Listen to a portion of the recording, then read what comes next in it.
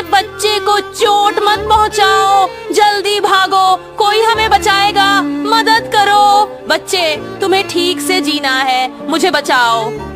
ये तो छोटी बिल्ली नहीं है क्या? छोटी बिल्ली, तुम्हें क्या हुआ?